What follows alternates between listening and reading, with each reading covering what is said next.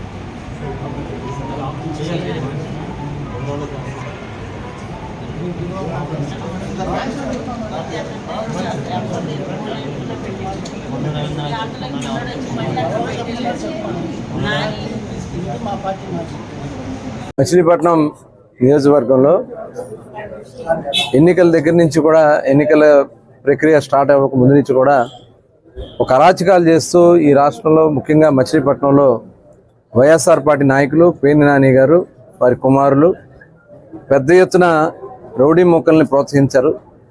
పర్యవసానంగా ఈ రోజు వరకు కూడా దాడులు చేస్తూ ఉన్నారు. ఇవాళ తెలుగుదేశం పార్టీ కార్యకర్తలు, నాయకులు మరి ఈరోజు వైఎస్ఆర్ పార్టీ నాయకులు దాడులకి బాధితులుగా మిగిలిపోతా ఉన్నారు. బలరాంపేటలో ఎన్నికల కౌంటింగ్ అయిన దగ్గర నుంచి, ఒక పక్క కౌంటింగ్ జరుగుతూ ఉంది, మెజార్టీలు వస్తున్న దగ్గర నుంచి సెంటర్లో కూర్చుని చీలి చక్రపాణి, వారి తమ్ముడు చీలి రవి, అలాగే అక్కడ దుర్గారావు, వాళ్ళ కుమారులు అందరూ కలిసి అక్కడ ఇళ్ల మీద దాడులు చేయటం, అక్కడ వడ్డేరు సోదరులు ఉంటే వాళ్ళ ఇళ్ల మీదకి రాళ్ళు ఇసిరి వాళ్ళని భయభ్రాంతులు గురి చేయటం, అలాగే అక్కడ తెలుగుదేశం పార్టీలో పనిచేసినటువంటి క్రియాశీలకంగా ఉన్నటువంటి కుటుంబాల మీద, మరి వాళ్ళ మీద అయితే ఇప్పుడు దాదాపు 6 సార్లు దాడి చేస్తే 6 సార్లు మేము కేసు పెట్టాం. మా వాళ్ళు కేసు పెట్టినా కూడా సిఐ గారు చేతగాని సిఐ, డిఎస్పీ ఒక చేతగాని డిఎస్పీ, వీళ్ళిద్దరూ కలిసి ఇంకా అధికారం పార్టీకి ఏదైతే ఇవాళ పాత పార్టీకి అనుకూలంగా పనిచేస్తా ఉన్నారు. సిఏ గారు అంటారు అరెస్ట్ చేస్తాం మళ్ళీ వదిలేస్తాం, మేమేం ఆపగలం అంటున్నారు. మళ్ళీ మళ్ళీ ఇది రిపీట్ అవుతా ఉంటే నీ చేతగాని అడిగి నువ్వు గాజులు తోడు కూర్చున్నావు సిఏ గారు నేను అడుగుతా ఉన్నా. చేత కాకపోతే రాజీనామా చేసి వెళ్ళిపో, అంతేగాని ఇలా ప్రజల మానాలు ప్రాణాలతో ఇవాళ ఆడబిడ్డ చూడండి తలకాయలు పాల్గొట్టేశారు. ప్రాణం పోతే ఏంటి ఎవరు దిక్కు? ఇవాళ ఇంత దుర్మార్గం జరుగుతా ఉంటే ఇవాళ డిఎస్పీ మాట్లాడతాడు, అరెస్ట్ చేసామండి మొన్ననే చేసాం, మళ్ళీ బయటకు వచ్చాడు, బయటకు వచ్చి ఎలాంటి మళ్ళీ మళ్ళీ చేస్తామంటే ఏం చేయాలా? వాళ్ళ మీద కఠినమైనటువంటి సెక్షన్స్ పెట్టాల్సినటువంటి అవసరం ఉందా లేదా? దాదాపు అతని మీద 20 కేసులు ఉన్నాయి. 20 కేసులు ఉన్నటువంటి వ్యక్తి మీద పేరు నాని గారు ఒత్తిడితో రౌడీ షీట్ తీస్తారు వీళ్ళు. మరి రౌడీ షీట్ తీసేస్తే ఏం చేస్తారు? అక్కడ సిఎస్ఐ స్కూల్ ఉంది, ఆ సిఐ స్కూల్ని వీళ్ళ మాఫియాకి అడ్డగా పెట్టుకున్నారు. అక్కడ గంజాయి, మందు, పేకాట, వాళ్ళు చేయనటువంటి కార్యక్రమాలు అక్కడ ఏమీ లేవు. రాడ్లు పెట్టుకుని కర్రలు పెట్టుకుని అక్కడ ఒక రౌడిజం దందా చేస్తా ఉంటే ఇవాళ అసలు ఈ పోలీస్ వ్యవస్థ ఉందా? ఇలాంటి దుర్మార్గులు డిపార్ట్మెంట్లో ఉండి ఇలాంటి పరిస్థితులు వస్తాయి. సిఐలు అమ్ముడిపోతా ఉన్నారు, లేకపోతే ఇంకా పాత వాసన పోనట్టు ఉన్నది. ఖచ్చితంగా సిఐ గారి మీద కూడా కఠిన చర్యలు తీసుకోవాలా. ఇవాళ ఎవరైతే దీనికి బాధ్యులై ఉన్నారో వాళ్ళ మీద కఠినంగా చర్యలు తీసుకోవాలా. నేను ఆల్రెడీ ఎస్పీ గారితో మాట్లాడాను. ఇలాంటి రౌడీ మోకల్ని ఎవరిని కూడా వదిలే సమస్య లేదు. మేము చాలా ప్రశాంతంగా ఉన్నాం. ఇవాళ అధికారం ఉంది కదని చెప్పి ఎక్కడ కూడా మా వాళ్ళు తప్పులు చేస్తాను మేము ఎక్కడ కూడా ప్రోత్సహించదు వద్దని చెప్తా ఉన్నాం. నిజంగా మేమే ఒక్కసారి వాళ్ళకి చూసి రండి అంటే వీళ్ళు అసలు ఉండగలుగుతారా?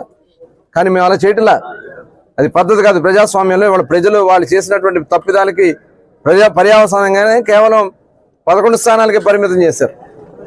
మచిలీపట్నంలో 50,000 మెజార్టీ మాకు ఇచ్చారంటే ఇవాళ మా మీద ఉన్నటువంటి నమ్మకంతో. కానీ ఇలాంటి దుర్మార్గాలు చేయటం మేము ఎప్పుడు కూడా ప్రోత్సహించాం, ఎప్పుడు కూడా ప్రోత్సహించాం.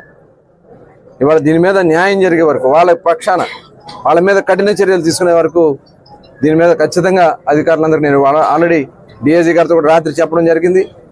అవసరమైతే డీజీపీ గారితో కూడా మాట్లాడి స్పెషల్ బెటాలియన్ తిప్పించి ఎవరైతే ఇలాంటి వైఎస్ఆర్ పార్టీ మూకలు ఇంకా ఉన్నారు. మొన్న కూడా మన రైలుపేట దగ్గర ఒక సంఘటన జరిగింది, నిన్న కరగ్రహారం ఒక సంఘటన, ఇప్పుడు అక్కడోడు ఎక్కడ హాస్పిటల్లోనే ఉన్నాడు.